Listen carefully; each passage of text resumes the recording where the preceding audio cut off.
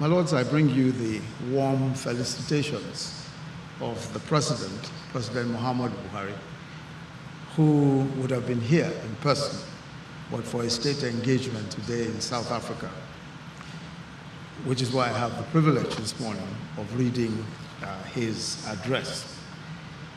And I will read his address.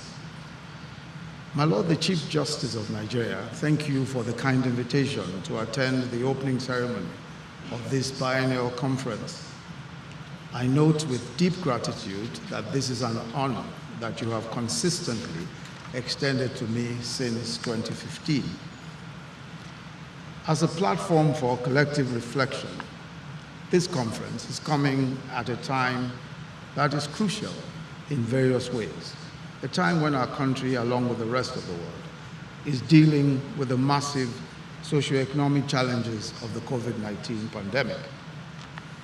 As my lords may recall, in my 2019 address to this gathering, I stressed the need for implementation of measures that will ensure speedy dispensation of justice in the country through the dual track of removing administrative bottlenecks in the judicial process and adopting modern time-saving technology. Lessons learned during this difficult period of the pandemic have provided measures for achieving both goals. We have seen how the judiciary has risen to the challenge. Practice directions were issued by several courts for remote hearing of cases, electronic filing of court processes, service of hearing notices via email, and addresses and mobile telephone numbers of counsel and e-payment of filing fees with relevant devices installed. These innovative approaches have, in addition to ensuring compliance with the COVID-19 protocols, ensured that the wheels of justice continue to move unhindered, in some cases even faster than what obtained during physical hearings. Speed, efficiency, and effectiveness were attained. It aided in the decongestion of cases, did away with the obsolete method of physical filing, and ensured structured use of both judicial and administrative time and resources. Travel time to and from the courts for litigants, counsel, and witnesses was no longer an issue, effectively minimizing the need for adjournments. I believe that universal application of these approaches across the country will greatly enhance access to and speedy dispensation of justice. As my lords are aware, delay in the dispensation of justice, coupled with the increase in the number of cases in our courts, have remained subjects of grave concern. As someone said, our problem is not access to justice, it is exiting the justice system. And I know that delays are not necessarily the fault of judges. Lawyers are often also responsible.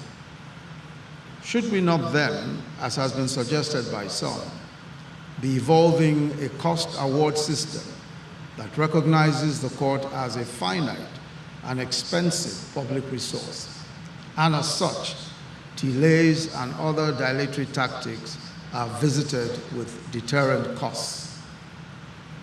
We are part of the global marketplace for investments and legal services. The extent to which we can attract business to our country depends in part upon investor perception of the quality of our justice delivery system. If we are seen as inefficient and ineffective, we would lose out to more efficient systems. The other point that I think must be made is that of judicial integrity. There is, in my humble view, nothing as important than for judges to be trusted for honesty and integrity. Men and women who have the power over lives and livelihoods of others are not like the rest of us. We must place them on the highest scale of probity. I'd like to urge that your lordships must not allow a few to undermine the respect and trust both local and international, that our judiciary has built up in over a century of its existence. I'm not unaware of the number of challenges slowing the pace of transformation in our administration of justice system. More needs to be done to strike a sound balance between a high level of productivity, the quality of judicial decisions, and a careful consideration of cases. My administration, through the Federal Ministry of Justice, in collaboration with the National Judicial Council, has been working towards the resolution of these challenges. Some of the measures being taken include: 1, the development of strategic infrastructure that will provide ease in case management, including electronic recording of proceedings, to replace the tedious longhand recording currently practiced in the majority of our courts. Advancement in courtroom technology has increased the level of efficiency in the justice system in the areas of speed of documentation, accuracy, security, and accessibility of records. 2, enhanced welfare of judicial officers, especially in the area of conditions of service, salaries, allowances, retirement benefits for judicial officers, provision of comprehensive medical insurance. And on this note, I wish to commend the National Judicial Council for the institution of the NJC Health Insurance Program, which provides comprehensive international insurance for all members of the federal judiciary, as well as comprehensive local coverage within all states of the Federation. These and other measures, some in the works, are aimed at standardizing our courts, safeguarding the integrity of the judiciary, and attracting the best legal minds to the bench. The judiciary remains the last hope of the common man. It exercises powers that affect lives and liberties. A trusted, well-resourced, and well-functioning judiciary is therefore essential to the entrenchment of the rule of law. To maintain this revered position and retain greater public confidence by the citizens, the judiciary must be independent from all forms of interference and must maintain the highest levels of responsiveness, professional standards, and integrity. We will continue to partner with you in ensuring that the judiciary is financially independent and effectively and sustainably retains a preeminent position in the quality of jurists, manning our courts, and the jurisprudence that develops from their collective premier reasoning.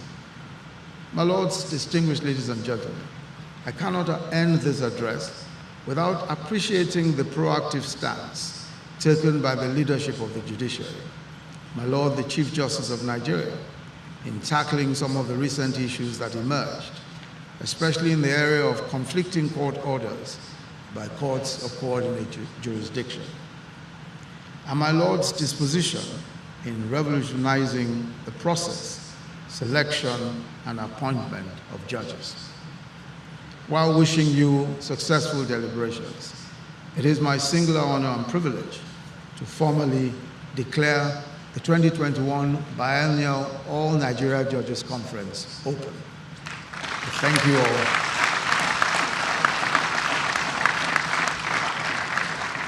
I thank you all for your kind attention. God bless the Federal Republic of Nigeria.